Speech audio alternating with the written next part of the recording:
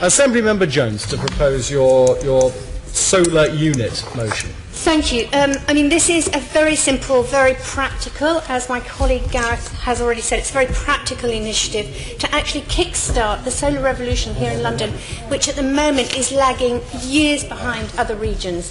We have loads and loads of rooftops that will really benefit from using solar capacity, including, of course, schools, the GLA estate, and community energy enterprises. The money is there. It is there in unallocated. I think £500,000 is unallocated. It is there to be allocated. So please, please do vote for this. Assembly Member Johnson to second. Formally seconded and reserve my right. Do any members wish to contribute to debate? Assembly Member Qureshi, I saw you first. Thank you. I'm going to be talking against the motion, and I'll explain why for the Labour Group. Firstly, can I congratulate the Green Group for finding 500,000 in the Mayor's budgets, environmental budgets. We've long seen them being cut and substantially over his time here, but to find a bit of underspend is an incredible feat in itself. Two, can I also express doubt that the Mayor himself could have done a lot more on this front, and I expressed that this morning when I conveyed my views about the lack of attainment of his own decentralised energy goals, and also the lack of him yet intervening in Havering Council's rejection of a solar farm in Upminster, which I'm sure the Chair knows about. Because essentially we feel the PV unit in itself would be an inadequate response to the scale of the energy crisis we face. We actually did undertake a report on the matter, Plugging the Energy Gap, in December 2011, where we found out that London consumes 30% of the nation's electricity whilst only generating 2% ourselves. We do have an impending crunch or risk of blackouts, and we only saw that last week in West Kensington and Barons Court, and I look forward to seeing the Ofgem report on that matter. Is it out? Oh, right, and then Euston. I think we have come to this critical point, which I think the Environment Committee has undertaken sufficient foresight to have looked ahead on this issue. But like I said, a small-scale PV delivery unit in itself won't be enough. It needs to be certainly a lot more comprehensive in what's needed to be done.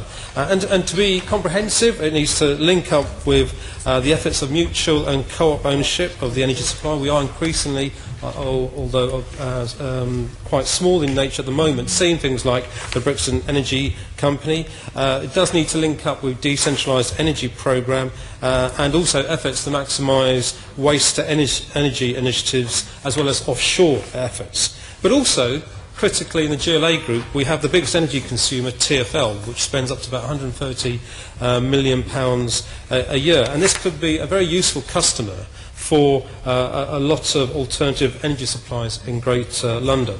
I think the key is, hopefully, to move to a position where TfL could rely on such supplies itself so that it didn't have to become so dependent on wholesale global energy markets as it has done historically, and that wholesale prices are completely reflected through to the pricing that they offer on tickets.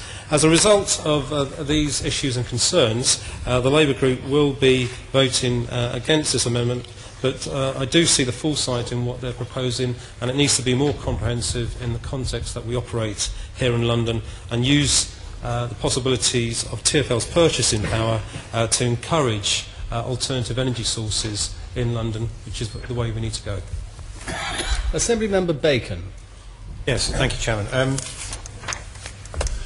Another uncomfortable moment. I'm inclined to support this. I think there might be a reasonable business case behind it, and as I alluded to in my summing up on the budget earlier on, it could be a good economic environmentalist move. I think one of the strengths of it, Jenny's worded it very carefully, I think, and one of the strengths of this is it's targeted and deliverable, potentially. And I certainly have no objection at all to the Mayor strongly considering this, as it is worded in the text of the motion. I'm surprised that the Labour Group aren't going to go with this. I think there's always a temptation to be ideologically pure and cover absolutely everything, which is the gist of what I picked up from what Murad was saying just now. This is actually focused on something specific and deliverable within the current financial envelope, and I think that actually bears further consideration, and on that basis the Conservative Group will support this amendment. Assembly Member Johnson. Thank you. Yes, well, just thank you for the support from Gareth Bacon.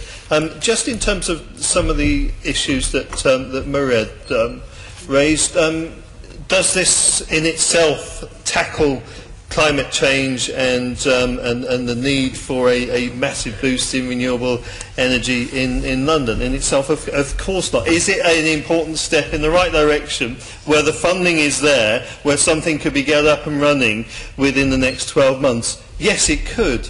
Yes, it's not the most it's not the most radical proposal in the world, but there's some money there that's sitting there. It could be used to do something useful and deliverable, and that's why we brought this this motion, and we think it's worth supporting. So urge all members to support it. Right. Assembly Member Jones, do you wish to sum up? Well, only to be very rude to the Labour group, we have been discussing this with your group for days, and we hear now, if not weeks, and we hear now at this meeting that you can't vote for it because it's too limited. Do you understand practical politics? Do you understand what we're trying to do here? We're actually trying to achieve something, and you disrupt it for your own weird purposes. Is it because you don't want the Mayor to do this? Because you don't want him to have any sort of green aim or green achievement? Is that why you're doing it? I think it's a very low, mean, despicable reason for not supporting this very simple concept. And personally, I'd be very happy that if we don't ask you anymore to support all of our motions, because you are clearly operating on some odd agenda of your own, and to be honest, I think you're not supporting this shows that you have absolutely no concept of what any sort of green politics is. So don't for 1 minute in the election campaign talk about how Labour is green in any sense. You are absolutely not. You should be ashamed of yourself. I shall take a vote on this motion. Those in favour, please show. Pathetic Labour. Those against, please show. Pathetic. The motion is carried. Right.